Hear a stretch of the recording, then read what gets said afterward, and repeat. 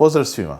Dobrodošli u novi video na videologu Politico, a u kojemu komentiram sastavljanje nove parlamentarne većine između HDZ-a i Domovinskog pokreta. Kao što sam rekao u videu prije više od tjedan dana, očito je Domovinskom pokretu u startu bila bliža koalicija s HDZ-om, a samo je bilo pitanje pod kojim uvjetima će se ista dogoditi. Najvažniji ustupak, a to je da SDSS više ne bude u vladi, Domovinski pokret je uspio na kraju izboriti.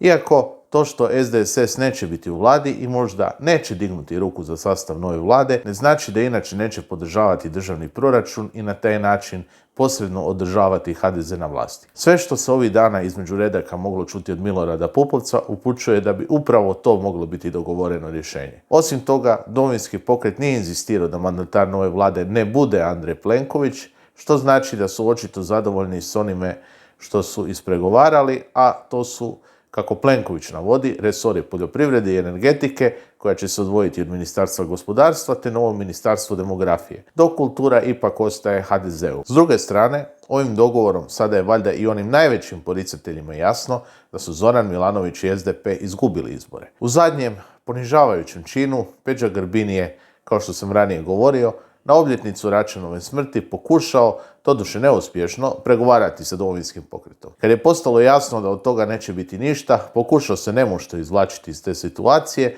dok su ga pojedini stranački dužnosnici čekali u niskom startu i javno zatražili njegovu ostavku. Što upućuje da se u SDP-u sprema još jedna runda krvavih, pod navodnicima, unutar stranačkih izbora. Sve u svemu, uzimajući u obzir lakoću s kojom su se uspjeli dogovoriti, mislim da nas čeka još 4 godine stabilne HDZ-ove vlasti, a HDZ će vrlo vjerojatno biti i relativni pobjednik predstojećih europarlamentarnih izbora. Dok se na oporbenoj sceni nešto radikalno ne promijeni, ne vjerujem da će biti većih promjena na hrvatskoj političkoj sceni.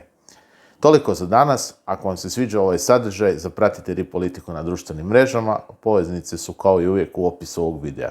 Do idućeg puta, do slušanja.